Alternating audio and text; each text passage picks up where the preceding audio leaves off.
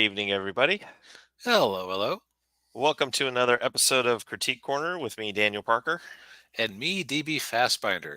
And, we often say that we have an eclectic show for you, but we actually have an eclectic show for you this week.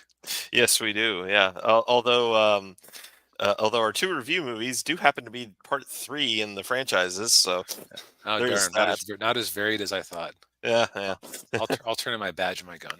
yeah. But yeah, Uh, if you're new here, we like to talk about. Oops, am I showing the wrong thing? I'm showing the wrong screen. Let me just oh, fix that. Daniel, I clearly can't multitask, so tell us what we do here. oh yeah. So, Tell us what well, we do. if you're returning, welcome back. If you're new, what we normally do is we do a bunch of slew of reviews. Something relatively new, something old, and then we also talk about some solo things that we've been watching during the week. But before we get into all of that, we like to talk about box office. Yes, and boy, I can't tell you the last time that the top two movies brought in $100 million. I don't even think that was the case last weekend. No, it wasn't. Yeah. So Kung Fu Panda debuted at number one at 57 million domestically, 57, almost 58. Yeah. Um, the reviews I've heard of it are that it's very mid. Mm, And, about like early days of CGI movies, things like, after Shrek came out and everyone jumped in, it seemed like there was some law that Patrick Warburton had to be given a role in every single cartoon or every yeah. single animated movie. Now it seems that Aquafina has inherited that crown, and I think we're worse off for it. Oh, man. And she's like a major character in Shrek 4. Or, Kung Fu Panda 4. Kung Fu Panda 4, excuse me. Yeah, you're getting your DreamWorks Yeah, animated I'm getting my movies. DreamWorks wires crossed. Yeah. But yeah, so that's actually part of why we're reviewing Kung Fu Panda 3 because neither of us had the time nor interest in going to go see it in the theaters. But I had seen it years ago and I was wondering, did they run out of steam years ago? And the spoiler alert answer is yes, they had kind of run out of steam on that series years ago. But Yes, yeah. we'll save that for the actual review. Yeah. Yeah, so Kung Fu Panda 4 finally giving families something to go see besides Migration, Yeah. which came out in December, mind you. Yeah. And it's still in the top 10. Yeah. So still clocking along. Then, of course, we have last week's big winner, Dune Part 2, which I've been told by multiple people at work that I need to go see it.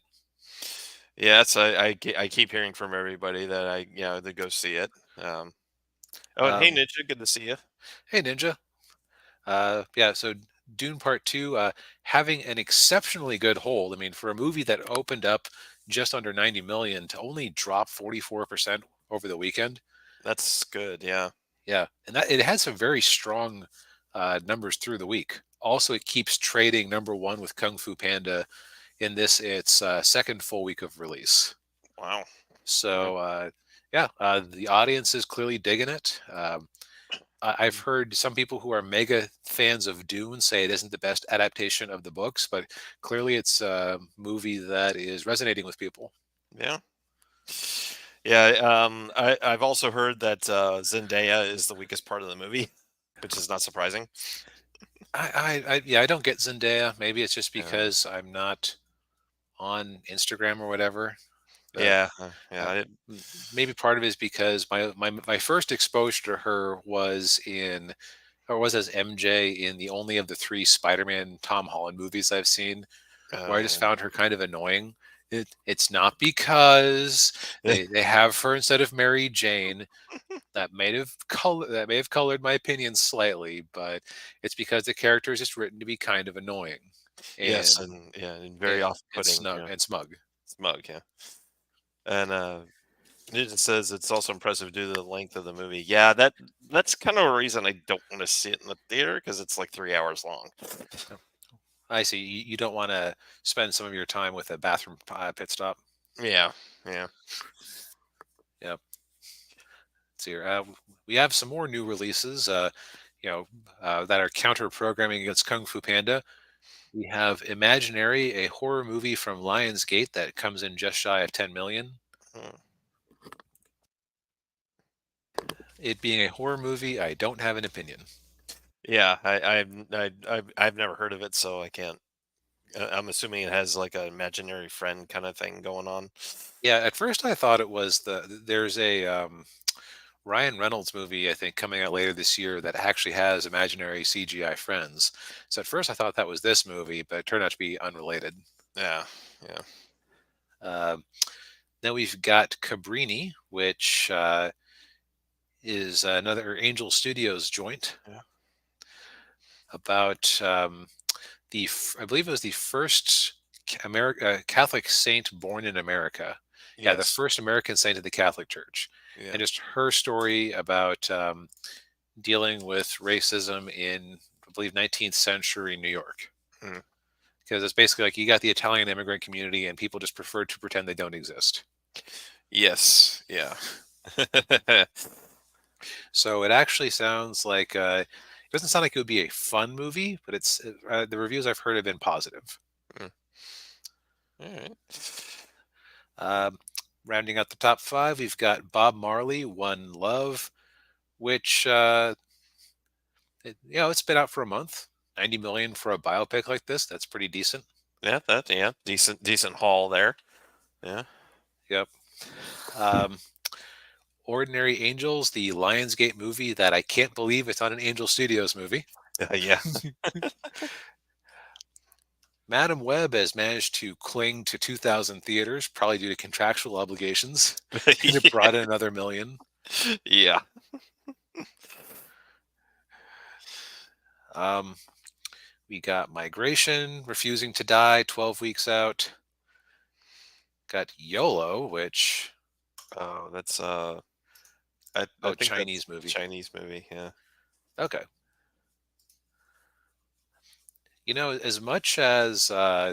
As much as we've been talking about Hollywood not doing especially well in China, there really hasn't been a mainline Chinese movie that's come out in the US and been a big hit. Like there've been lots of movies about China that have done well. Yeah.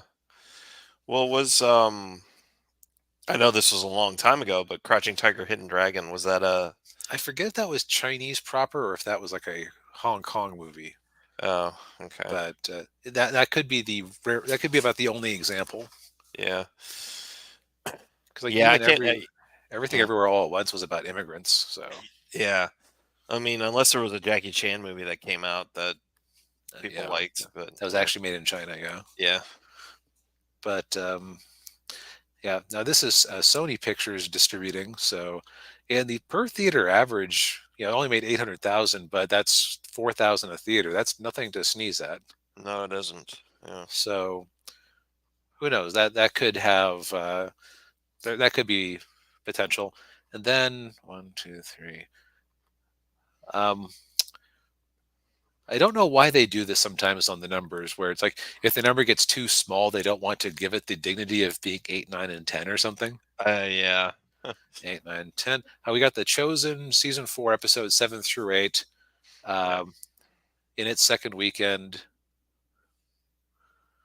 Um, Looks like it lost and about half of its theaters. Yeah. yeah, and then also still clinging, we got Wonka and Demon Slayer. I was actually considering seeing Demon Slayer this week. I think I've probably missed my window because all the theaters showing it near me are not especially near me. Oh, yeah. Yeah, But and yeah, yeah, maybe tomorrow or yeah, maybe Saturday if it's still anywhere. yeah. Uh, how do you? I Uh, actually don't know much about ancient Chinese history. yeah, like I know like a couple of characters from Romance of the Three Kingdoms just because of adaptations I've seen. Yeah. Yeah, if it's little, you're in line with most Western nations. Huge portion of Chinese cinematography. Oh, okay. Uh, Gotcha. yeah, Okay, so if I was going to liken it to another country, it's like how like it's like how Japan loves to make stuff about samurai or whatever. yeah, But the difference in my experience is that it seems like a lot of the Japanese stuff, and if it doesn't involve Nobunaga, seems to like to be a bit history light in the sense that like you don't need to know who the president was during a cowboy movie. Right. Yeah. Like you don't need a whole lot of context. Yeah.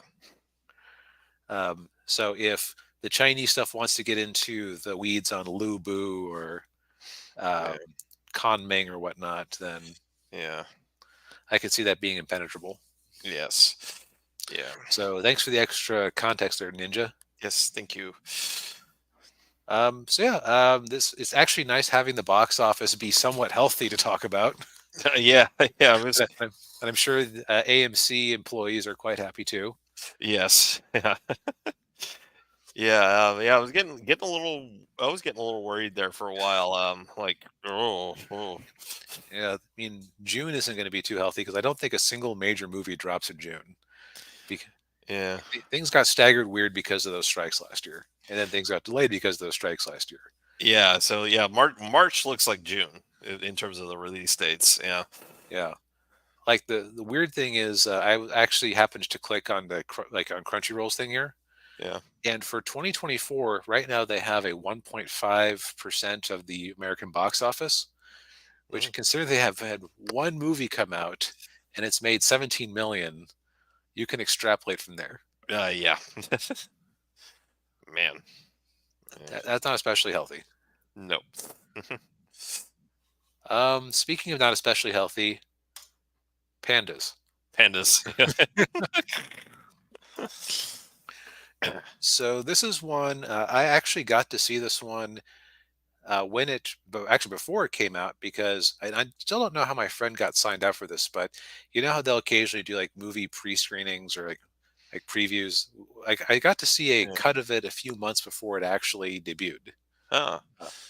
Of Kung Fu Panda 3 for those listening and not seeing the image on the screen. Yeah. Yes. I could have also done a transition about talking about China, but that's neither here nor there. Yeah. Yeah. Um, but I remember that it was interesting at the start of it because they had a message saying something to the effect of this movie may contain unfinished special effects. Oh. Yeah. And what's interesting on this rewatch is that there was a scene that I thought was unfinished at the time, but after rewatching it, that was actually intentional artistic choice. Oh. But we'll get to that in a minute.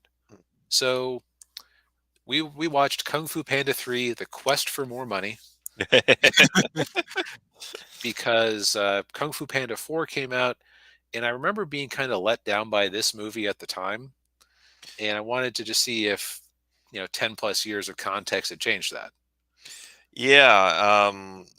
I was kind of let down by it too because it felt very it felt formulaic because it kind of followed a lot of the same beats as the first two movies, although not as dark as the second one. But yeah. Yeah, I think that was kind of my thoughts at the time. Was that it felt like a step down from the second one because the second one basically was a genocide of the pandas in Poe's past, and you met the architect of that genocide, who was a really like a really cool, haunting villain, just like Yeah. very tied up in his insecurities. Yes, and he was voiced by Gary Oldman, if I recall. Yes, I think you're right. I think I did look that up because I think that yeah, the first villain from the first movie was Ian McShane. Ian McShane. That's right. Yeah. I was gonna say Dustin Hoffman, but no, he was the he was He's his wise little fox person yeah, yeah, on board. Shifu. Yeah. Shifu, yes. So so the second movie basically set Poe up, and it's like they got the message from parents. Do you remember the stories about the 1980s Transformers movie where all the kids were crying because Optimus Prime died? And so Yeah. in when the G.I. Joe movie came out a year later, they'd already animated it to have Duke die, but they decided they didn't want to repeat of that. So they hastily edited in a non 80-yard or an 80-yard line with no lip syncing. Hey, we just got a message back. Duke's going to be okay. Yeah. This kind of felt like that kind of response, like Yeah. parents telling it that movie was good, but my little girl cried because of the scariness, and like, well, let's undo the sacrifice and horror of the previous movie. The pandas are okay. Yeah. Yeah, so the movie starts off with they're in the spirit realm, and it's the wise old turtle from the first movie who's in the spirit realm, and AKA dead. aka dead, yeah, and then he encounters oh god, what's the bad guy's name? Starts with a K. You can just call him J.K. Simmons. J.K. Simmons. Okay, yeah, because it's voiced by J.K. Simmons. Um, and he's been going around the spirit realm stealing the chi from all of the great kung fu warriors, and then he steals the old turtle's chi, and then he's able to go back to the living world, and just so he can just get all of the power from all the kung fu masters. And he uses like he's got all the jade the warriors in as like jade statues and pendants and everything. And that was probably their coolest idea, was having these jade zombies, basically, or zombies as they start calling them, Yeah, um, as a bunch of remote controlled minions, I guess is the best way to call it, yeah, because he can just summon all of them and have them attack Poe and his friends. Speaking of Poe and his friends, so Poe is now comfortably the Dragon Warrior, yes, and it's like the writers were trying to come up with something for him to have to achieve. And mhm. so his master Shifu decides, "Oh, you're going to teach lessons from now on." Yes, and it goes exactly how you would expect it to go, very badly. Very chaotic. Yeah, And I think the weird thing to me about that is, okay, so Poe is special. He is the Dragon Warrior. He does have a certain natural talent and enthusiasm for kung fu and everything. hmm, yeah, And being the Dragon Warrior, I guess it makes sense that he would be Shifu's, heir. hmm, yes, and but the problem is he's just not, he's fun loving panda, fat panda. He's not really a strict guy. Right. And the while they do pay off this lesson later, it felt kind of weird to me that he just gets shoved into the deep end. Like, it seems to me that if you're going to have someone take over as your student, you would give them some ideas of how to teach first. Yeah, yeah, well, yeah, and Shifu even tells him. He said, "Oh yeah, I knew you. I knew you were gonna screw it up." Yeah, Like, like, thanks a lot, jerk. yeah, yeah, um, yeah. So these two plots collide. It's the Furious Five and Poe versus the Zombies, yes, and there's some cool fight scenes in this movie. yeah, yeah, It's got and some visual flair. yeah, yeah, and he's Poe's kind of geeking out over the zombies, like, "Oh, these guys are legends." Oh, you're Master Porcupine, and you're Master such and such. Oh, you're the Badger Twins. They've got the whatever attack, and then they use the attack on him. He's like, "Yeah, that one." um, eh, and so, like, Poe's arc in this movie is learning to become a teacher, Mhm. um, stop not being quite so full of himself, because he was getting kind of full of himself as the Dragon Warrior, Yes, yeah, but also uh, a Bryan Cranston panda arrives in town, yeah, uh, and it's his dad. yes. Yeah, and and they have a very funny little scene in there, which was, I believe, it was in the trailer, where they're like, "Oh, I'm looking for my son. Oh, you lost your son? I lost my dad." And they're all Well, kind good of, luck finding him. good luck finding him, and they're all kind of, and then everybody watching this just like, "Oh, come on." And then they figure it out a second later. Yeah. It reminded me of that Simpsons episode where you had the bigger brother, like the big brother guy Oh, play, like, who was supposed to be Tom Cruise, but Tom Cruise backed out, oh and yeah. like little Pepe, and they're saying, "Oh, I'm gonna go home. Oh, I'm so hungry. Oh, yeah, I'm gonna have this big dinner go to waste." And it's just like Oh the two yeah. of them not figuring out that they should pair Yeah. up. Yeah. It gave me those vibes. Yeah. But the problem is, of course, fighting these zombies is that they are, that you can't exactly punch a jade statue to death. So they Yeah. conclude that Poe needs to become a master of chi, and you learn that this village of pandas were the ones who had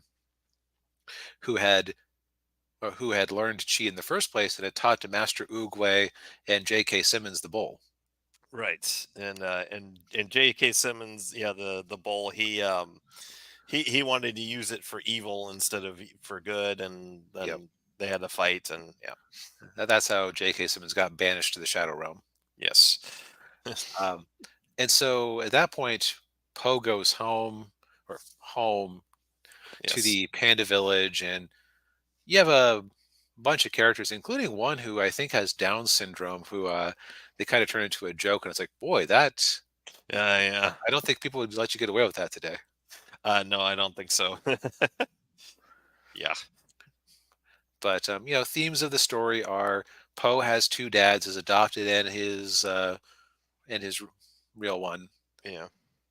Um, but the duck dad is or goose dad is very jealous the whole time. Yeah. Yeah. Yeah.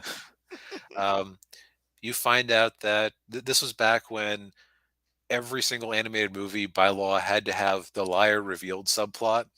So you find out that the pandas had forgotten how to do chi generations ago. Yes. Yeah. Yeah. And yeah, because Brian Cranston tells him, "Oh, you can." So, well, I'll teach you how to do it, but in reality, he didn't know how to do it, and he was just Yeah, he what, just yeah, wanted because he just yeah, wanted Poe to come home. yeah, But in the end, they pull chi out of their ass. Poe has a fight with J.K. Simmons in the spirit realm, which I thought the way that they handled it was pretty clever because he tried to use his skadoosh method from the first movie to yeah, banish him, but it only works in the living. So he grabs onto him and skadooshes himself, yeah, them both to the shadow realm.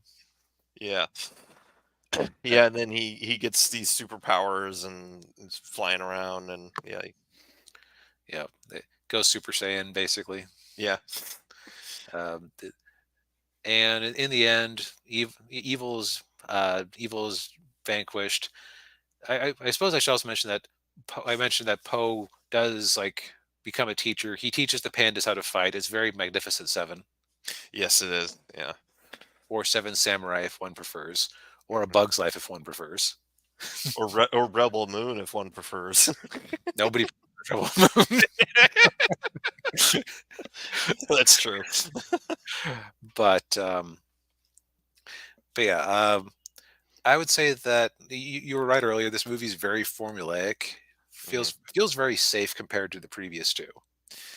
Yeah, and it's in each Kung Fu Panda movie, like Poe has he has some great challenge he has to face, and then he has a lot of self doubt, and then he has to overcome the self doubt, and then defeat the bad guy. That's Right. basically every movie. Yeah, and my problem with this movie is that, um, especially on the second watch around, the villain is just extremely underbaked Yeah, because, like with the first two, okay, first one, the Cain and the Cain and Abel relationship, where he thought he was the Dragon Warrior, but he wasn't, and so he didn't know how to deal with that after yeah, being built up. It's like it was a very personal conflict. The yeah, second one, you have the evil, keep going biblical. yeah. You've got the Herod who decides to wipe out the pandas because I believe he had foreseen that a panda would be his downfall. Yes, yeah, Um, yeah. and this one, J.K. Simmons is just a egotistical bull who was banished to hell many centuries ago. Kind of like Lucifer. Yeah, but that's a stretch. Like, Yeah, yeah, the thing is, that he's kind of a joke in this movie because, like, every time he yeah, shows up, like, it's me, the tell them that I'm gonna- that I can't remember his names or titles. yeah, Remember that the Great Shadow, the Warlord of Chaos, J.K. Simmons has returned. yeah, and yeah. They're all like, "Who are you? What? I never heard of you." Yeah, I did like the detail that when he finally met Poe in person, that Poe actually knew who he was. Yeah. because of course Poe's a huge kung fu nerd. He knows everybody. Yeah. Yeah. Um, and J.K. doesn't have a bad fight style. There are some cool fight scenes involving him, Yeah. but the movie just didn't have that bite that the first couple of villains had. There wasn't like while he'd been betrayed, he felt like he'd been betrayed by the wise turtle Oogway in the past. Yeah. It wasn't immediate, like because Oogway wasn't even alive, and like maybe if he had had Oogway captured in a little chi cage or something, Yeah. Yeah. like and forced him to watch. But yeah, it's just underbaked, and it sounds like the next one is even less baked. Mhm. Yeah. Well, that's unfortunate. Yeah. Yeah. So yeah, this didn't. Yes, it's good to sometimes go back and rewatch something because this one did not really live up to the heights that the first two movies had promised. Yeah. I would agree. Yeah. Yeah. Well, speaking of things that dramatically misrepresent chi, Yeah. Yeah. Well. so first off, Yeah. so you got the unfortunate news on Friday, and I swear the problem with doing a Thursday show Mhm. is that as time has gone on, there have been like a few disadvantages to doing a Thursday show. One is that we don't know what the Friday preview or the Thursday night previews are for movies, so we can't really predict their box office that well. Yeah. So it's like this weekend, the big release is the the Society of Magical Gamer Words. Yeah. We have no idea how that's going to actually do. Yeah. Uh, but it seems like bad news always drops on Friday, so we're always late to the late to the game on this. And Yeah. unfortunately, beloved Japanese creator Akira Toriyama passed away on March 1st of a subdural hematoma, and Mhm. there have been subsequent reports since then that he may have also had a brain tumor, Oh. which I Uh, suppose would explain a subdural hematoma. yes. Yeah. Daniel, are you familiar with his work very much? I know that you aren't a Dragon Ball guy. No, I'm not really familiar with it. Yeah. I'm going to list a couple of other things you might have possibly run into. Did you ever play Chrono Trigger? I've heard of Chrono Trigger, but I never played it. Did you ever play any of the Dragon Quest RPGs? I don't believe I did. No. Okay, not being Japanese, there's a higher chance. It's kind of funny. Like Final Fantasy is the big one in the West. Dragon Quest seems to be more of a Japan thing. No. But Yeah. but he basically Akira Toriyama was a revolutionary figure in Japanese media on several levels. Mhm. The guy was a workhorse, um, and he was an artist who was always willing to experiment. I mean, at his heart, he was a gag manga artist who was very much. He always kept a certain levity in his works, even when things got serious. Yeah. Um, he actually started drawing manga.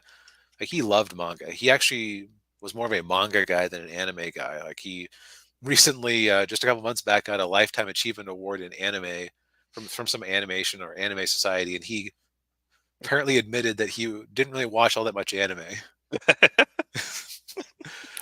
because he preferred the manga. And like in high school, he'd been the head of a manga club or something. Okay. But in the '70s, he got his start. He started drawing manga just to make a living, and he was always willing to push himself. Like he had done a few one shots, but his first one that hit big enough to be a series was called Doctor Slump, and he was always like, "I can't draw cute girls."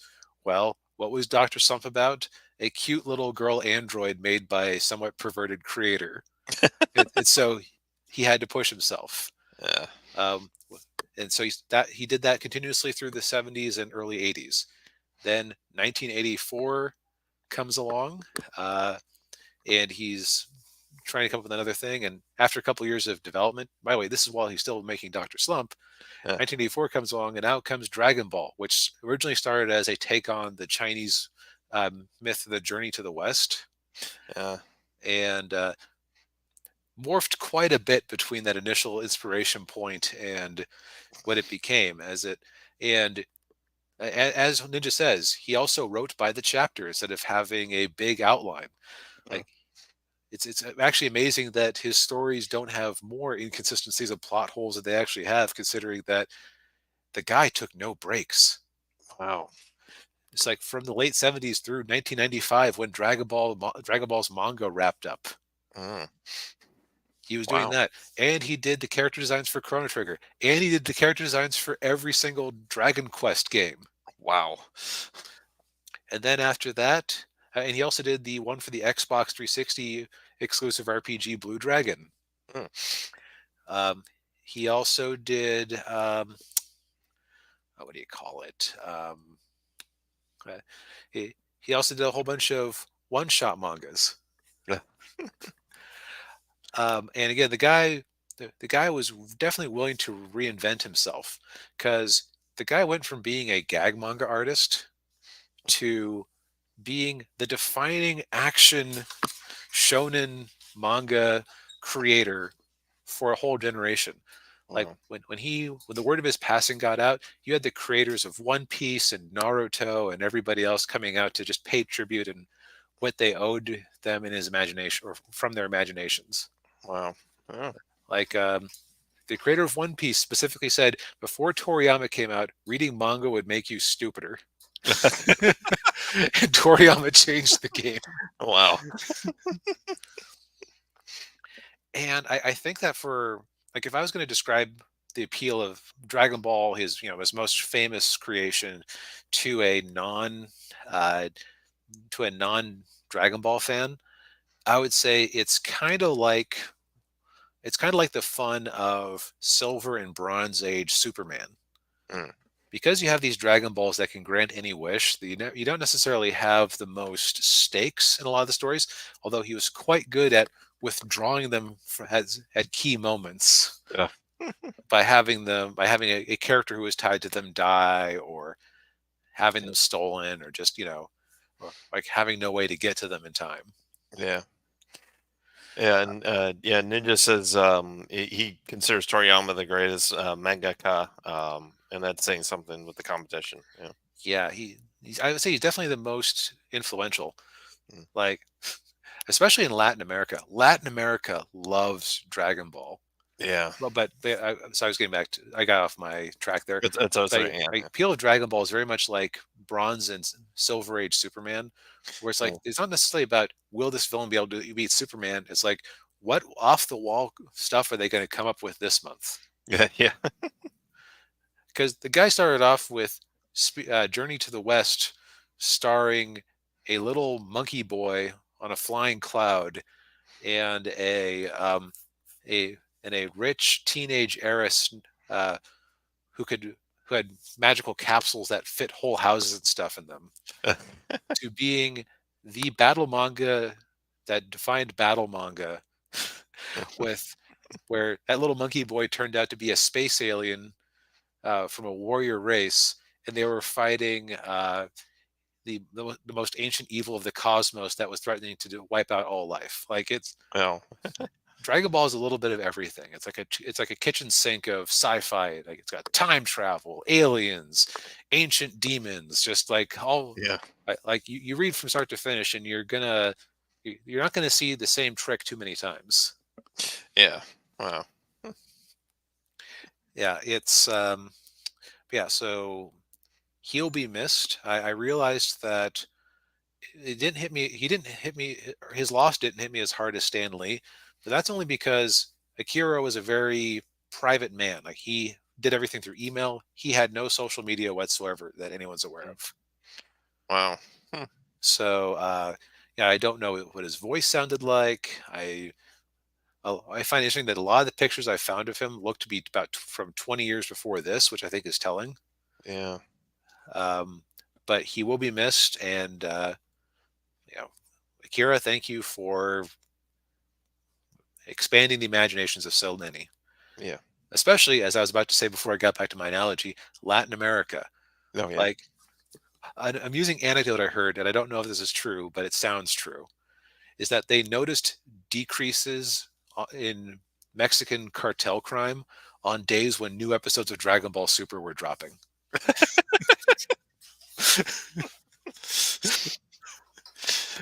Somehow that wouldn't surprise me. Yeah. I've seen videos of in rural Mexico parades in honor of him with like the car made up to be the dragon and a bunch of cheerleaders walking behind it dressed like Vegeta Okay. as they blared Dragon Ball music. Uh, Yeah, so I wanted to give this tribute, and Daniel, I think I'd like to separate this out from the review of what I'm about to talk about. okay. Yeah. Uh, but as part of wanting to give tribute to him, so last weekend was my birthday, and my friends and I regularly meet up to watch TV and movies and whatnot. And our cardinal rules that if it's your birthday, you have complete dictatorial power over what we watch. And I chose. So I reviewed Dragon Ball Superheroes a few weeks back. Yeah. This is the movie prior to that. Dragon Ball Super Broly the movie. Mm. And I wanted to rewatch this one for a few reasons. One, I remember it being quite good, but it's also just an example of Akira Toriyama's creativity Mm. because this here is Broly from the 90s. Oh wow. Uh, so basically, the idea with Broly is that originally Super Saiyans were a rare thing, and then a lot of characters learned the technique, and so someone had the idea. Well, we always said that there were the legendary Super Saiyan. What if there was what if that was like anyone could just be an ordinary Super Saiyan, but this guy's the legend Super Saiyan or legendary Super Saiyan. Yeah. Um, Broly was featured in three different non-canon theatrical releases Okay. um, in the 90s. So he was not a Toriyama character. Toriyama designed him, but when he was shown him fairly recently when they were working on Dragon Ball Super stuff, he did not remember drawing him, Oh. which shows you how much he cared about him. Yeah. And so Toriyama and the writers over at Toei, I'm going to tell you the original concept of Broly first because it's so stupid. He looks cool, but it's so stupid. So I'm so basically the Saiyans were a group of warriors who would send their children out to conquer planets. Like the idea was that they would send warriors who were considered low class to a world that was made up of weaker people, and it was basically conquer or die. Yeah. Okay. So basically, if they failed, they failed. If they succeeded, the other Saiyans would show up, pick them up, and sell the planet on the black market to whoever was buying. Yeah. That is an interesting point that they never brought up in Dragon Ball is that the Saiyans were selling an awful lot of planets, but you're never quite sure who's buying them. So that's actually a storyline that could be interesting. Yeah. Like who are these monsters who are buying these depopulated planets? Mm. Yeah, and okay, and Holy Ninja clarifies, which I thought that he was, is that Toriyama was principally responsible for the screenplay. Mm. Uh, Yeah. but the original idea of Broly was that his dad, Paragus, by the way, all Saiyans are named after vegetables, so his dad is Paragus for asparagus. Broly is Broly for broccoli. Okay. His dad, Paragus, and Broly were banished because the king of the Saiyans, Vegeta, no, not our Vegeta, was worried that Broly's immense power would present a threat to the Saiyan people. But before that happened, Broly, while in the nursery, was laying next to a crying baby Goku, whose name was Kakarot. Yeah. And Goku was so obnoxious while he was crying that 30 years later, if you mentioned Goku's Saiyan name, Kakarot, around Broly, he would go Hulk angry and just turn into a enraged beast. So Ninja says Frieza was based on real estate land sharks. Which, considering that his whole empire was also based around depopulating planets, Yeah. yes, it fits. Yeah. But still, you had this character who is beloved by a certain section of the fan base. I never really saw the appeal until this movie came out. Yeah. Um, like Dragon Ball Z Abridged played with this because you had Vegeta meet him and realize what his deal was. But that's so dumb. But he's so cool. But that's so dumb. Yeah.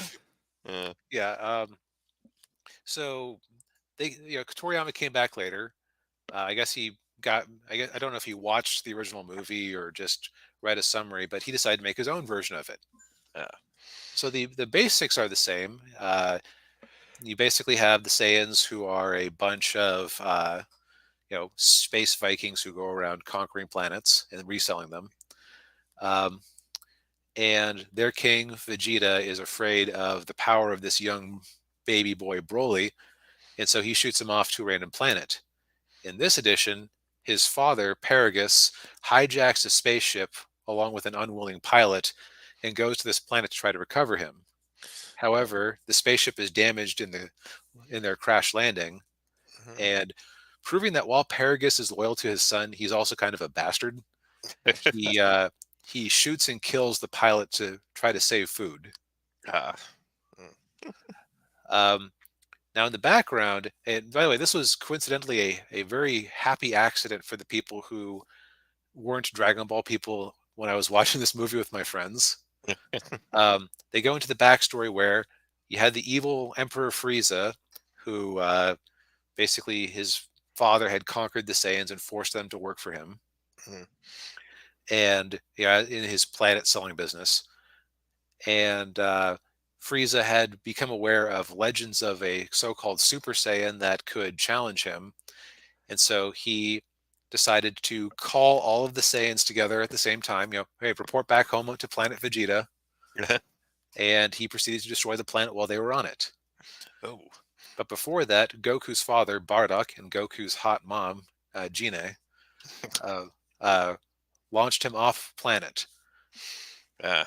And so you get the whole backstory of our three titular characters here, because Vegeta was also shown as a kid who he was off world. They didn't get into this in the movie, but I think the implication was that his father had intentionally not called him back so that just in case something on the up and up wasn't going on, his son would survive. Yeah. Now, in between now and then, a whole lot of Dragon Balls happened. So all you really need to know is that Frieza was dead for a bit. He got brought back to life in the previous movie, Resurrection F, as which is suitable title, Yeah. and he's trying to rebuild his empire, which had fallen to crap without him around to lead it. Uh, And as part of that, he's really lowered the recruitment standards, and so you have a hot green alien chick and an old man who have been assigned to go recruit strong fighters. yeah. And they stumble upon the planet where Broly and his dad have been for the last 40 odd years. Jeez. What, are we getting a distress signal from that planet? Yeah. Yeah, that's a really old it's a really old Yeah. frequency. That's wow, what's going on here? Yeah. Yeah. And so Frieza, realizing that there's a very powerful Saiyan in the form of Broly there to join his Frieza force, he leaves out conveniently the fact that he killed their race, Yes. and recruits them to go get his revenge on Goku and Vegeta for embarrassing him. Well, the first time around when he died, and for killing him in the last movie, or beating him in the last movie. Yeah. Now, I mentioned before that Toriyama was always a gag manga guy at heart. Yeah. So Frieza is coming to the planets to try to steal the Dragon Balls. And you find out that Vegeta's wife Bulma is also trying to get the Dragon Balls. And I'm Yeah. going to give you these two scenes somewhat as said. So, Bulma, what are you going to wish for? Oh, I'm going to wish to look 5 years younger. Oh, well, why don't you wish to be 10 years younger? Well, if it's too dramatic, everyone's going to realize it. They'll ask me, Bulma, what did you do? What kind of treatment did you get? Yeah. No, I don't want to have to deal with that. you cut to Frieza as he's flying towards the planet. One of his assistants asks, "Lord Frieza, what are you going to wish for?" Well, you see, are you still trying to get eternal life? Well, no, being in hell, trapped on that tree for years upon years, made me realize that if one can't die, one can end up in horribly painful circumstances. Uh, So what are you going to wish for instead? I'm going to wish to be taller, 5 centimeters. 5 centimeters? Wouldn't you rather wish for more? No, because if I grow 5 centimeters, it'll look more natural. People think, oh, maybe his species is still he's at his race, he's still growing at his age. So basically, they have the same, yeah. the Same. same, uh, they have the same motivation. Yeah. And also, Broly bonds with the cute girl and old man who saved him, and you realize just what a bastard Paragus was to him. Mm, Like, so Broly here, you can see that he has this sort of thing around his waist. In this movie, it's now green and furry, uh, and it's the ear of a giant monster he befriended on the planet. Who, remember, he and his dad were the only sapient things on the planet. So he befriended this big green fuzzy monster who I think was trying to eat him the whole time, but Broly thought it was playing yeah. because he's insanely strong and fast. Yeah. Um, but his dad blew his friend Baw's ear off to scare him away, so that Yeah. he wouldn't play with Broly anymore. So Broly turned his ear, like his giant ear, into a piece of clothing to remember him by. Ah. And so the old man and the cute girl realized that Broly was just really super abused by Mm, his dad, and like just what a messed up childhood he has. yeah. It's to the point where Paragus keeps him in control by hitting. He has a remote control shock collar that can subdue him. Yeah. So the cute girl, being a pickpocket and a thief, before she joined the Frieza Force, relieves him of that remote control and smashes it. Yeah. So that means that when they land and Broly starts to fight with our heroes, Mm, they have no way of reining him in. yeah. And you can describe the second half of the movie as a prolonged fight scene. Mm, Now, I complimented the fighting or the animation in Dragon Ball Super Superhero, yeah. but damn, compared to this 2D fighting animation, it's like it's like the Mona Lisa next to that painting of the dogs playing poker. Like Dragon Ball Z had kind of cheap animation in places. This movie is like what we imagined we were watching when we were kids. Ah. um, like just the fight sequences. Like this is some of the most amazing battle animation I've ever seen, and it's Goku and Vegeta have to work together to try to beat Broly. It's basically fan service for kids from the 90s because they introduce they basically make a lot of things from a lot of techniques and characters from the non-canon movies canon Ah. in a cool way. Mm, Um, Now, what I recommend to people who don't know Dragon Ball Z or Super, I would say that you might be slightly confused because, yeah. but thankfully this movie does give you the Frieza and Saiyan backstory, so you have some grounding. Okay. And Ninja says the beauty of the plot is that the stakes aren't about Goku and Vegeta, but about Broly. Yes, because you sympathize with Broly. He's actually a character unlike before, and he just has this amazing power, and he's basically socially stunted and abused. So it's like you don't want Yeah. him to get killed by heroes, but what choice do you have when he's rampaging and in danger of destroying the whole planet with his anger? Yeah. Yeah. But yeah, you feel for him. So it's just it's a very interesting movie. I would say if one is even somewhat available of Dragon Ball, but you haven't seen it yet, go give it a shot. It's on Crunchyroll in the Dragon Ball movie section. Okay. Cool. All right, Daniel. I don't know what your movie's about, so give us a transition. Okay. Well. Speaking of Lots of action, I guess, or and well, yeah. Speaking of, yeah, lots of action, I guess. I don't know. I'm not as good as transitions as you. Okay. Uh, so I watched this movie I've been meaning to watch for a while. It's called Six Underground with Ryan Reynolds, directed by the incomparable, they always entertaining in one way or another, Michael Bay. Uh Uh, oh. yeah. Oh yeah, and this is the bayest of Michael Bay movies I have ever seen. Now, Daniel, I know this is called Six Underground, Yeah. but I can't help but notice that there are seven characters on the cover. Okay. There is an explanation for that. Uh, so um, Ryan Reynolds plays he plays a billionaire who is tired. He gets tired of the fact that no matter how much money he has, no matter how much money he spends, he can never really affect any meaningful change on the world. And we get a little bit of his backstory where he's shown in this fictional Middle Eastern country called Turkestan, I believe is was what they called it. Now, Uh, that isn't even creative. That's just Kyrgyzstan with T. the T, yeah.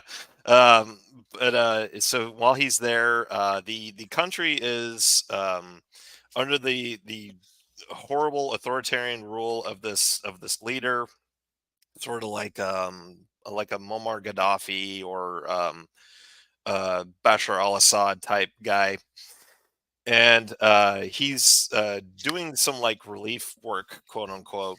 It's basically he says, "Well, I'm just gonna walk around with these water jugs and you know get a couple of pictures of me, and then I'm gonna give your foundation a lot of money."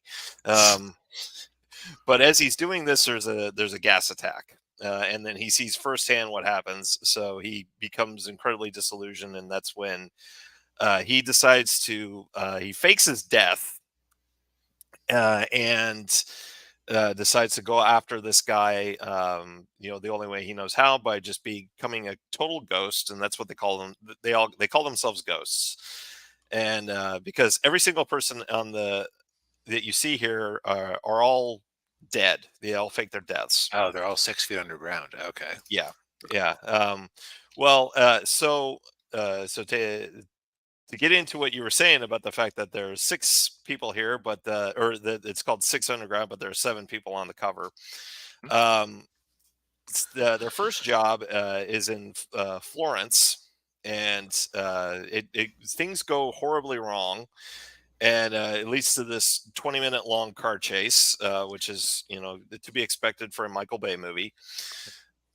Now, did it feel as excessive as the one in the last Mission Impossible movie? Pretty close, yeah. Okay. Pretty close to it, yeah. So you meet the six, and you don't know their names at first. It's just Ryan Reynolds is one, and then two is the blonde on the to his right. Um, and she was a former CIA agent, even though she's French. Go figure. Um, and then three is the guy over to the left, pointing the gun, and he's an old he's a hitman. And then four is the guy jumping over the car, and he's like this parkour guy. And then five is the girl, the woman in the green dress, who was in she was the quasi love interest in Morbius. Oof. Yeah. And then six is the guy in the car, and that's James Franco's little brother, and he's like a driver. He's just like the ultimate car driver, and he's the one driving the car during this whole chase sequence. Well, to make a long story short, there he gets killed during the car chase. Okay, so they're down to six members. Right, or they were down to five, and so then Ryan Reynolds goes out to recruit the next guy, and that's uh, the the black guy in the corner there. Okay, He's an so old Ryan doesn't count towards the six. uh, no, he's one. Okay. Yeah, and yeah, so the new guy, Okay. So the black guy is 7. okay, I get it. Yeah, Okay. yeah, Okay. yeah. Sorry, it's been a long day. That's okay. It's okay. It's a little weird, yeah. But so and he's a special forces sniper, and he recruits him because he becomes disillusioned because he's on a mission in Afghanistan and his whole unit gets wiped out. And so then the next part of so basically the whole movie is just them trying to get this the leader, this dictator of Turkestan, trying to get rid of him. But they're trying to stage a coup to get rid of him and then put his brother in. And his brother is much more peaceful and believes in democratic, equality and all that good stuff. And as we know, whenever you install a new government, it always goes well. Yes, yeah. And nobody has ever lied about their beliefs or intentions upon taking power for the sake of getting somebody to help install them. Right, exactly. Yeah. Um, but in this case, it might be true because the brother actually is being held prisoner in this high rise in Hong Kong, Hmm. and so basically, yeah. So the whole movie is it's in like different stages, like. So like the car chase was because they're trying to get the names of these generals, and then they go to Vegas to take out the generals, and so then they can get to the brother, and it's basically this whole thing. You're like, this happens because of that, and then that, and then that, and then that. That's basically the plot of the movie. This Um, premise is also really reminding me of the A Team. very much, yeah, very, yeah. It is very A-Team esque, and it's and like I said, it's got all the Michael Bay isms that you expect, like I said, the car chases, you know, long action scenes, goofy humor, and of course hot chicks. Um, I was going to say, how much does the camera love our two female members there? a lot, a lot. Yeah, the blonde. There's a whole scene in there where she's lying on the bed in her underwear, and the girl in the woman in the dress. Yeah, there are a lot of lower angle shots of her, low angle Yeah. shots of. Yeah. At least unlike Megan Fox's character in the first Transformers movie, she's of age. That's true. Yes, um, but um, but yeah, it's it is a standard Michael Bay action movie, the like you would expect. Um, you guys were talking about the stakes with the previous with Dragon Ball. The stakes do feel kind of low, even though like the first 20 minutes of the movie, one of the characters gets killed off. There is kind of a feeling that okay, like one of them's probably gonna, another one's gonna die at some point, Hmm. and like the parkour guy, you kept thinking that he was gonna get killed because there were like two scenarios in there where he gets caught, and he's getting beaten up, and they can, you're like, okay, well he's gonna get killed here, but then no, they go in and bail him out, even though part of Ryan Reynolds' character is that they don't want to have any loyalties with each other. They don't want to, because it's like they don't even know their names. They don't know, so they Right. only know No by number. connections. They're ghosts. Right. And but despite all of that, they still kind of have some camaraderie with each other, and the seven, he kind of helps Ryan Reynolds see the light, and with that, and kind of say, hey, this isn't, because he's a soldier, he's like, Hmm. that his whole thing with being a soldier is, you watch each other's backs. You are like, it was a brotherhood, and that's kind of what you kind of see him trying to develop that with the other members of the team. But there's it's tonally kind of weird because it's like I said, it's got like the Michael Bay goofy humor in it, but it can be dark at times, which is a little odd. It's a little um totally inconsistent. yeah, a little tonally inconsistent, yeah, like the Hitman, for instance. Like he just seems like a total idiot, like just Mm. You know, he says this completely goofy stuff, and you're like, what the heck's going on there? But it's, I mean, it's I mean, like I said, it'll keep you reasonably entertained for 2 hours. It's not, like I said, it's a Michael Bay action movie, the bayest of Michael Bay action movies. So if you like Michael Bay action movies, you'll like this Yeah. movie. So this is Bay given the same sort of creative freedom that a lot of other people on Netflix used to get woke. Yes. Incidentally, you want to know who the highest paid actor in Hollywood was last year? Who? Adam Sandler of all people. Really? I guess it's just because of all the stuff he keeps doing for Netflix and whatever deals he has going with him. Yeah. Wow. That's Which, you think about, when was the last time one of his movies saw the inside of a theater? probably that one Diamond movie that he did. Um, Uncut Gems. I think that was the last one. Yeah, but most of them going to Netflix. Yeah. So the guy has a sweetheart deal there. Yes, he is, and he's laughing all the way to the bank. But Yep. but yeah, I mean, it's and thankfully, like uh, one of with Ryan Reynolds, he's not like he was in R.I.P.D. where he was just overly serious. Like this movie, he's actually got that, you Okay. know, that snarky Ryan Reynolds humor charm. His Deadpool-y charm. Yes, yeah, yeah. Like when they're driving the car around, they're in a green Alfa Romeo, and then they're driving around, and Ryan Reynolds says, "Wow, this car, the car really fits with the old architecture of this town. Blends in really well." Yep. But yeah, So yeah, it's an enjoyable time. yeah, Speaking of not blending in with really old towns, yes. the spookiest movie of 2023, Oh, not A really, but Haunting in yeah. Venice. Yes, with Hercule Poirot.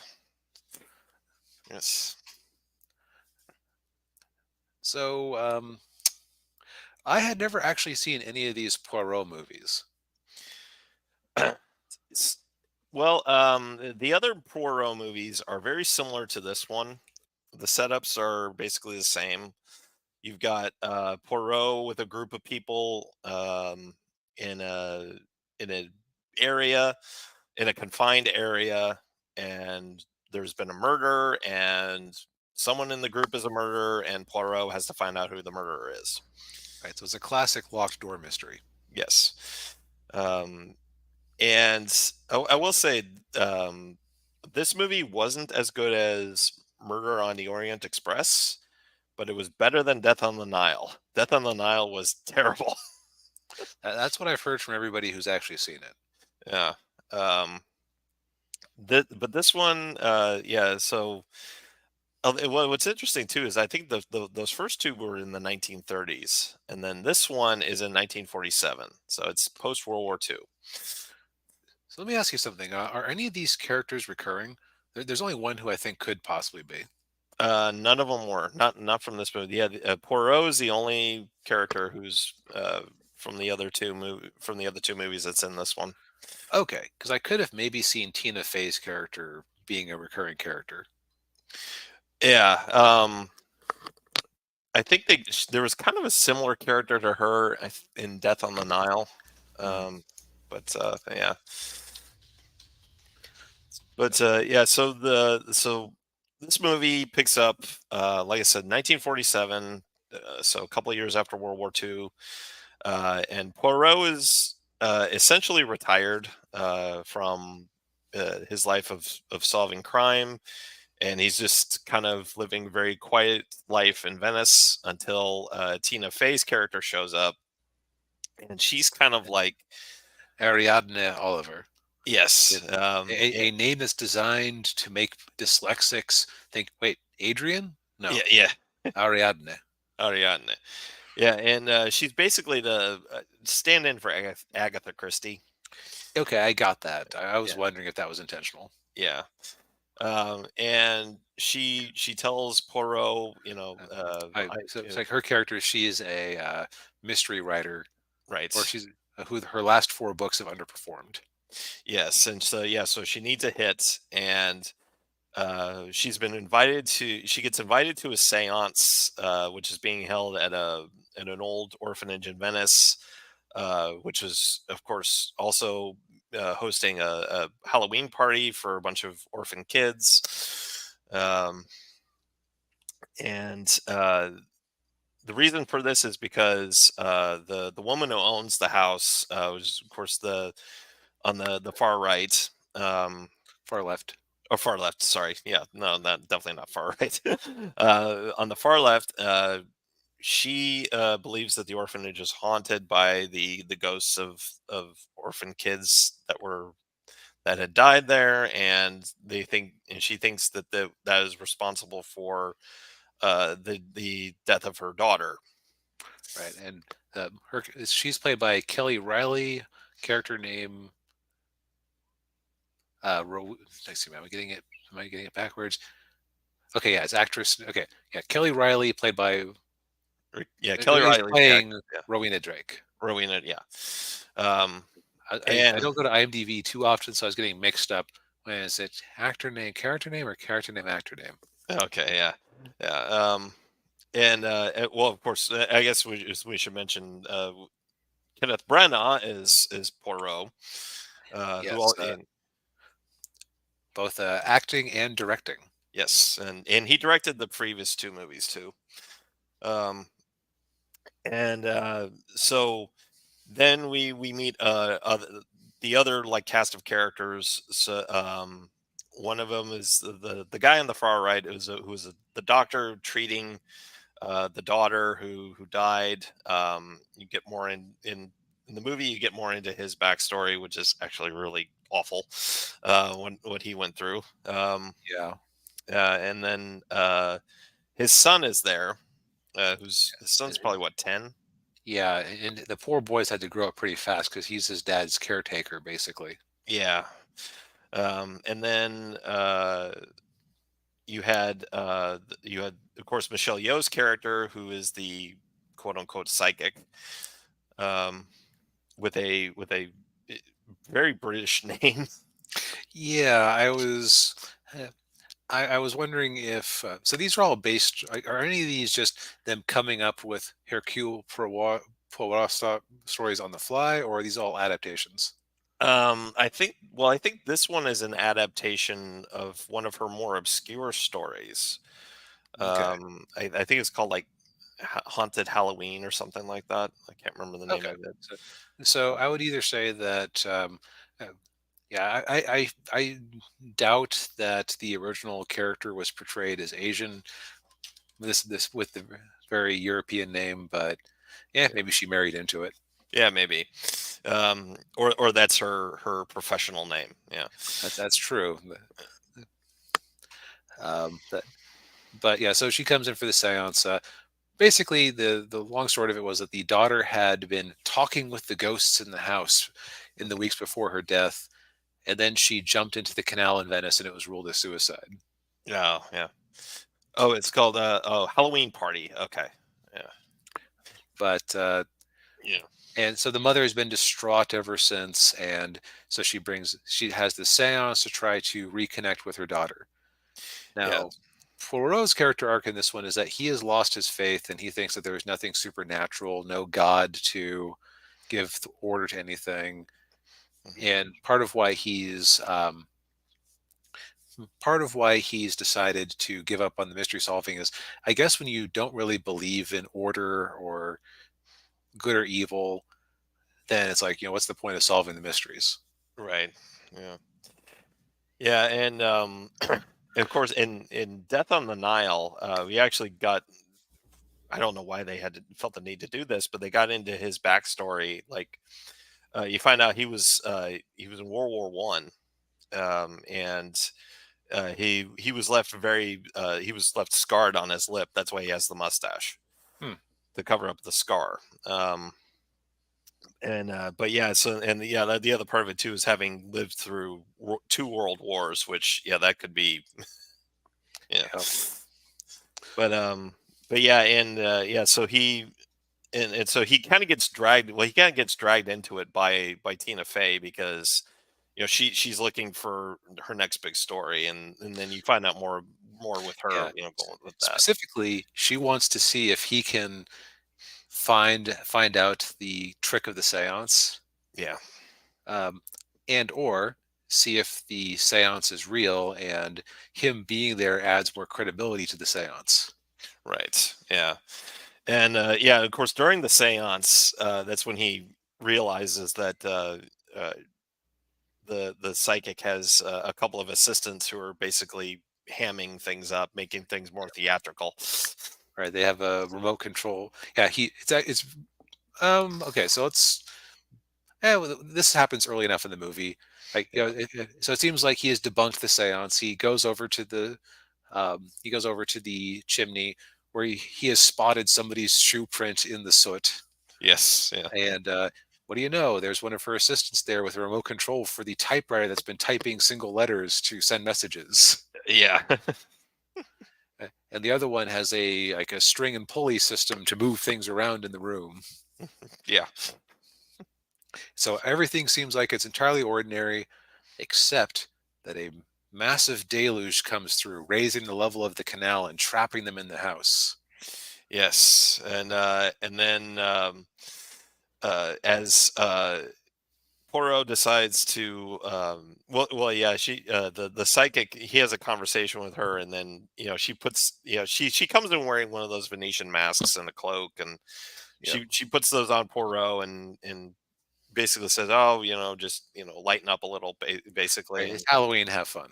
yeah, so he goes over and he tries to bob for apples, but then somebody tries to drown him, and then they stop and they realize that he's not the psychic, and then the psychic gets pushed out of a window and lands on the statue outside. Impaled on the arm of a statue, which Yeah, yeah, that's got to be a nasty way to go.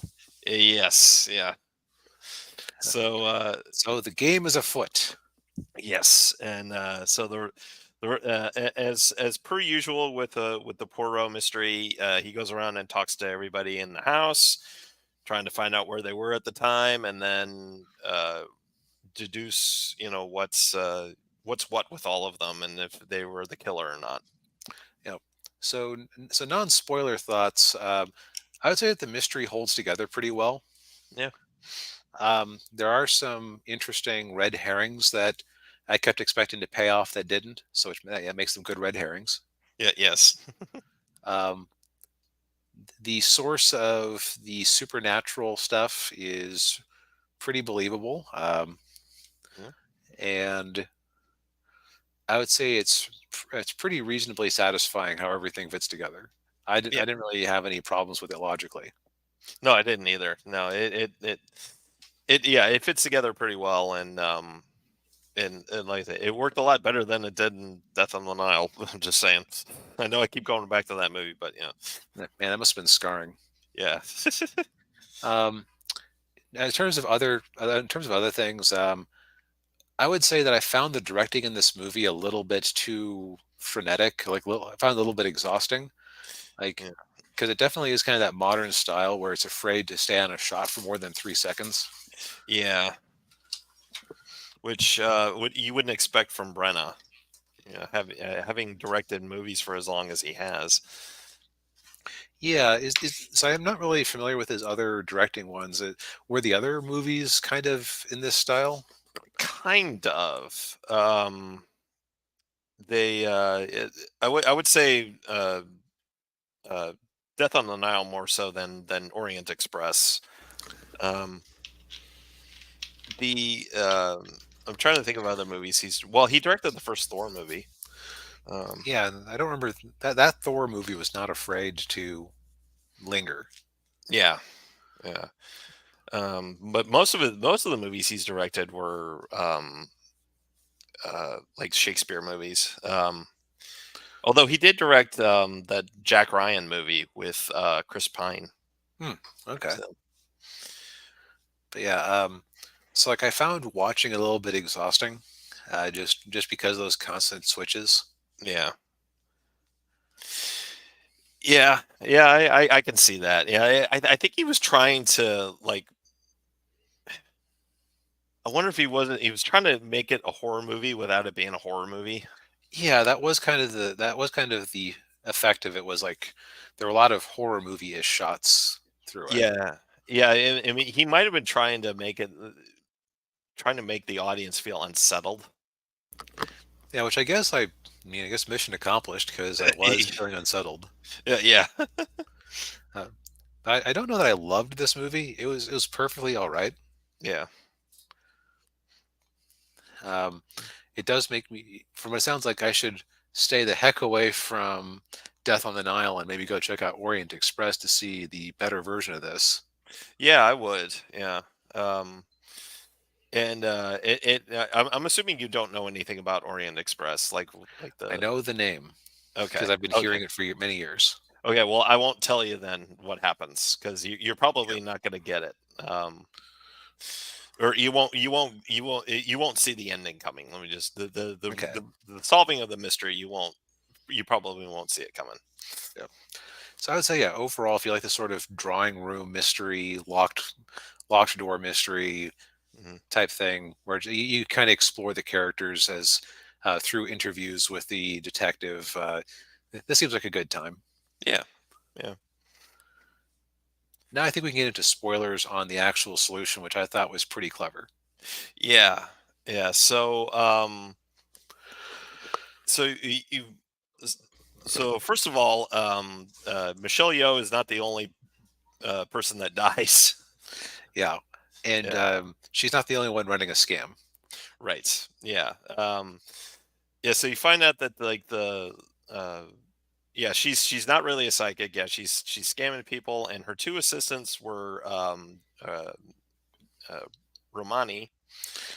Which I said to myself, nobody in 1947 would know what a Romani was. Yeah, There's another word that people would have used for them that I guess is unpopular right now, so I won't yeah, say it. But right. But yeah, they're basically trying to get as much money from her as they can so that they can go to St. Louis. right, because they're obsessed with the movie Meet Me in St. Louis. Yeah, because they were rescued by some American soldiers, and apparently they had half of that movie with them on a reel, and So they'd they never watch it. saw the ending. Yeah. um, Let's see. So going through, so the owner of the house seems to have been a single mother, mhm, um, and she loved her daughter so much, very possessive love. yeah. The guy on the far right was her fiance, and it seemed like he was going to steal her away. Oh, I think that's the doctor. Is that the doctor? Okay, that's right. Yeah, it's the Fiance. doctor. So fiance. I mentioned this. He weirdly enough had he had a very French name, but he Yeah. just sounded like a typical American of the time. So I wonder if Kenneth Branagh was like, no, only I may do the accent. Yeah, probably. Yeah.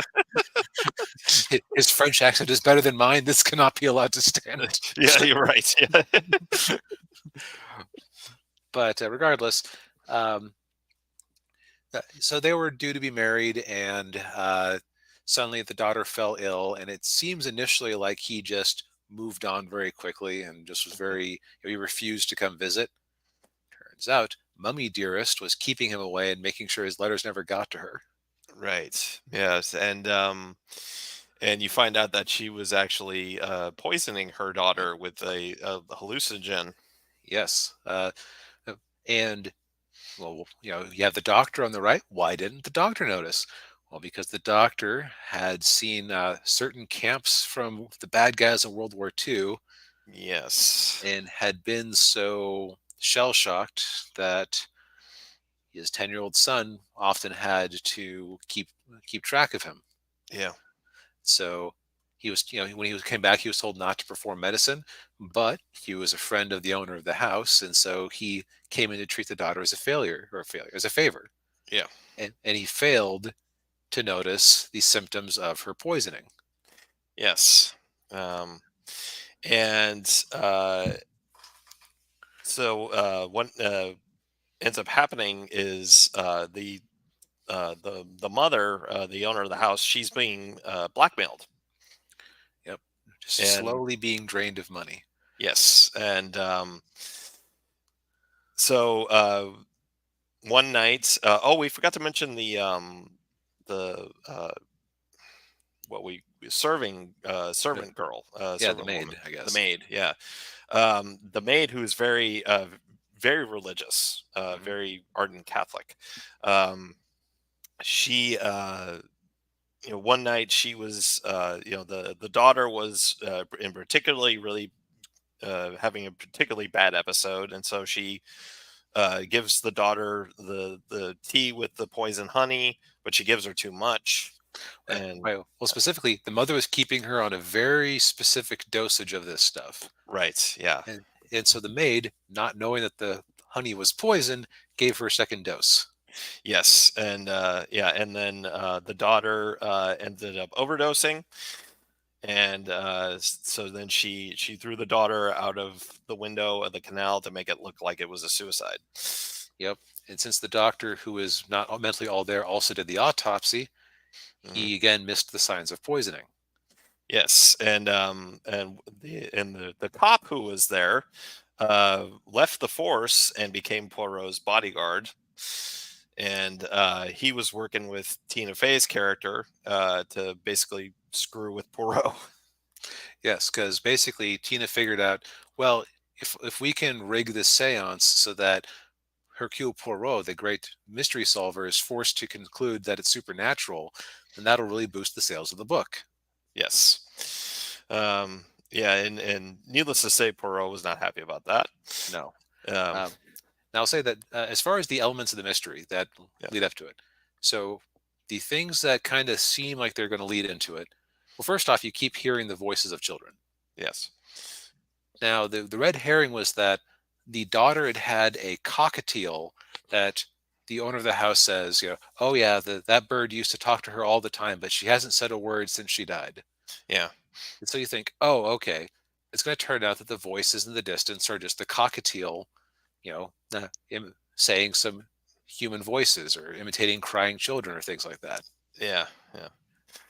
Also, earlier in the movie, you see that the owner's garden had been destroyed, Hmm. and she made a reference to she has a beehive, and she is like, I don't know why I got this. Why all this fuss to get something that you can buy for 6 lira at the store. Or was Yeah. that the maid who said that? I think it was a mom. Yeah. Okay. All right, so she says that. Well, she had been to Turkey many occasions, Hmm. and in Turkey, apparently they know about if you have if you feed bees uh, pollen only from rhododendron flowers, which were the flowers that had been destroyed, Hmm. uh, then those bees will produce a honey that is full of this hallucinogenic poison. Yeah. And the mother, again, like we said before, is giving the daughter just the right amount to kind of Munchausen by proxy her, have her confined to her bed, hallucinate the children in the house, just be generally ill and not able to run off with her fiance. Right. Yeah. But just that the well-meaning maid pushed her over the edge. Yeah. But the thing is, who's blackmailing the mother out of all this money? Which is kind of what instigated the whole seance. Is basically, I think the mother was basically like, I have nothing left. I need to figure out what's going on. Right. Yeah. And She's desperate enough to believe this charlatan, yes. Yeah. And at first I think she suspects that it's the doctor. right? Because if he is sort of in on it, but he doesn't actually know that there is a crime. Right.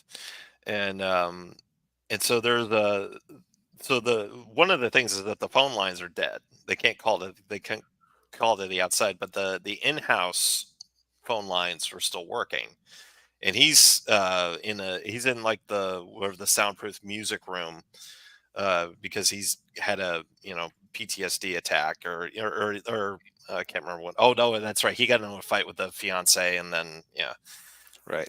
and so she calls the line and says, I know it's you that you've been blackmailing me, and I need you to off yourself, and make it look like a murder, and that's what he does. He puts a knife up to the wall and Yeah. pushes into it. Yeah. But then you find out that the blackmailer was actually his 10-year-old son Yes. because I don't know how he figured out did the son just kind of guess that there was foul play involved, or I think he did. Yeah. because I don't think he hadn't put the mystery together clearly, but like Yeah. he sent the letters to get money because his dad couldn't work. So Right. Yeah. And so yeah, so he and yeah, and that's the whole scene at the end with Perot where Poirot tells him, don't blame yourself for what happened. But the kid's like, yeah, but this all happened because I was blackmailing the yeah, mom. Yeah, and Poirot decides to just kind of, because the mom wasn't a nice person either, and she gets right. hers. Yeah, yeah, and so a little bit of the happy ending is the The maid. the maid. Yeah, the maid takes in the kid, and he still has all the money that he was the blackmail money, and so decides to use that money to help the two the assistants get to St. Louis. Yep. And the other thing is, yeah, so in the end, Poirot has defeated Tina Fey's attempt to scam him. Mhm. But it seems like he might have had, like, even if he hasn't had his faith restored, he's had his love of mystery restored. So he helps somebody out who was begging him for help earlier in the movie, Yeah, yeah, it was a guy who's like his parents died and then his brother died, and yeah, and he's worried that there's foul play against him too. yeah, But yeah, so as a mystery, the nuts and bolts of it, I didn't see it coming. I kind of fell for the bird red herring. yeah, I did too. Yeah, Now, one of the details is that Poirot at one point, I was right. So they'd been a big party, and every scrap of food in the house had been eaten up. yeah, But they yeah, found, oh yeah, we found some honey in your closet, yeah, and it was that poisoned honey. And so Poirot has a little bit of it, and so he keeps seeing things and hearing the children and everything. So right, it's yeah, to which adds to the whole. Oh, it is. Are there actually ghosts in the house? Ooh. yeah, yeah, Yeah, like I said, it wasn't my favorite movie, but I think that was more because of style and subject matter more than the actual mystery itself. yeah, yeah. I think so. Yeah, I agree. It's a good enough mystery story to keep you engaged, but but it's not perfect. I mean, and like I said, it was not as good as Orient Express, but a heck of a lot better than Death on the Nile. Yeah, the sad thing about the ending, where it looks like they could be moving forward with this series, is that this movie did not do very well at all. No, it didn't. Yeah, Which I still like. We were speculating on this when we were doing our box office reporting for late last year. Um, I strongly suspect that if it had been called A Haunting in Venice, a Hercule Poirot mystery, yeah, you would have had more people know what they were getting into. yeah, yeah. And yeah, I will say, yeah, like the marketing, and as you can see with the poster, like it does kind of make it seem like a haunted house mystery type thing, and it's not really. It's not that. It's a yeah, Yeah, I would say this doesn't even necessarily make it look like a mystery. It looks like the seance and ghosts are the whole movie, when yeah, that's just window dressing. yeah. I also do wonder if Mystery on the Nile, or something, um, Death on the Death Nile, on Death on the Nile being kind of crap also hurt this movie quite a bit. probably. Yeah, Because you're always in a franchise like this, you're always kind of dealing with the results of the last movie, even if you've managed to improve yourself. yes, yeah. Yeah, that's the unfortunate reality of that of movie making. Yeah. Yep. But I think that's everything we have to say about that. Yes, I think so too. Well, thank you everybody for tuning in. We appreciate it as always. Hit that like button. Subscribe to the channel if you haven't already. Hit the bell. All that good YouTube stuff. Yep. And yeah, we'll see you next week. Later, Good, everybody. good night, everyone.